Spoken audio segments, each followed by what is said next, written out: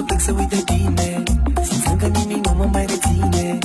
Am vrut să plec să uit de toate, de dor și de singurătate, pășind ușor prin ceața deasă, cu amintirea ta rămasă. E singura ce mai alină durerea ce-o port în inimă. Am vrut să plec să uit de tine, simțând că nimic nu mă mai reține.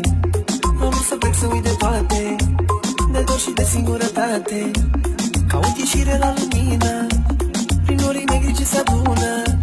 Nici ploaia nu mă poate ține, să plec să uit de tine.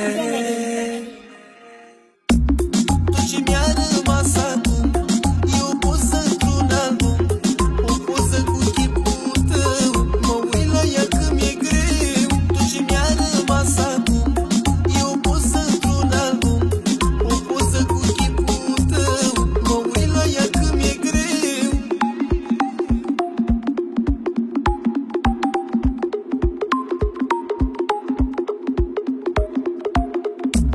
Totul pare de neînțeles, de ce doi oameni se despart dacă se iubesc? Oare cine e de vină?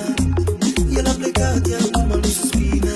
E o poveste de iubire, cu un punct fără ieșire, doar amintirile mai leagă.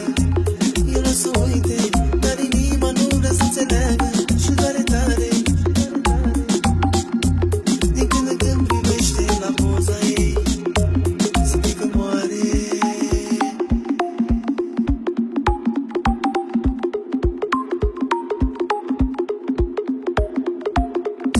Da, s-au despărțit și de atunci nu s-au mai întâlnit, până când el a ieșit afară și ca să te surpriză ea îl aștepta în scară, cu ochii lăcrimați îi cere iertare, zicând uite cât ai plecat, viața mea n-are culoare. Te rog uită-mă, lasă-mă și pleacă, oricum doar durerea nu o să întreacă. M-ai lăsat mai rău ca pe un străin, au fost zile când nu credeam că mai revin. Acum du-te și nu privi înapoi, totul s-a terminat, e târziu pentru noi. Tot ce mi-a rămas acum e o poză într-un album, o poză cu chipul tău, mă uit la ea că mi-e greu. Tot ce mi-a rămas acum e o poză într-un album, o poză cu chipul tău, mă uit la ea că mi-e greu.